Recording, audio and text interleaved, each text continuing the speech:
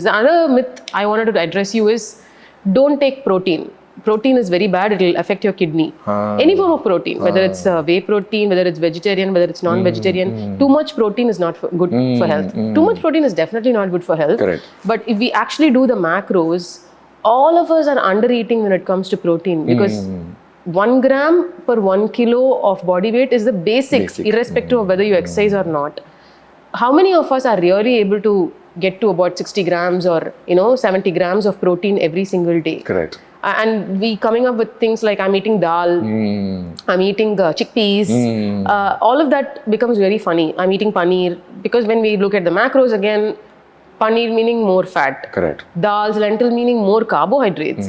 There is no protein in any of the food that we take unless you're a meat eater. Correct. And if you are a meat eater again, it has its own side effects when you add too much of processed meat and things like that. Correct. So somewhere that knowledge for eating the right kind of food and protein and vegetables, fiber, I think it's so important, doctor. And let's say a 40-year-old lady looking at this and decides to do weight training, inspired by Ramya. Okay. For everything you add this tagline, inspired by Ramya. And then say that, okay, I want to do.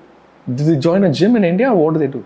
There are gyms in India. They do. But they do a job. They don't. So I will tell you my personal story. I had yesterday a woman who is, I do something online. Like I have my own set of programs that people can join and I help them out with trainers and nutritionists. There is a lady who wants to do an online program with me. And after she joined, she tells me, I don't want any male trainer training me. This is online. It is virtual. And we don't have any harassment issues through the trainers or anything. But there's a whole thing in the head that trainers, meaning in India, they need to be female.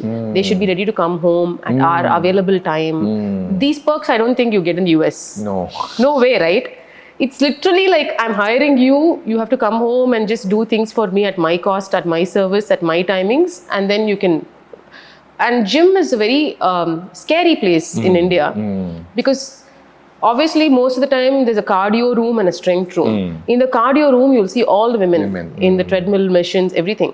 In the strength room, there'll be all the gym bros. There is no space for a woman. Today morning, when I had to work out, I was the only woman at 5:30 in the morning doing my strength training there.